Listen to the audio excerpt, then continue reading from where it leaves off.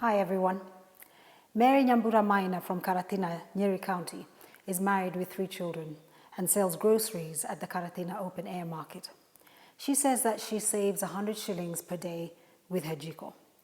Now with less charcoal than before, she can cook ugali, vegetables, make tea, and still have enough charcoal left to boil drinking water for her family.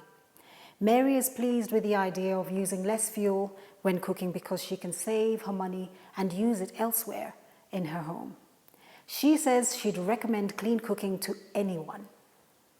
So, buy an efficient jiko today and cook clean for Kenya.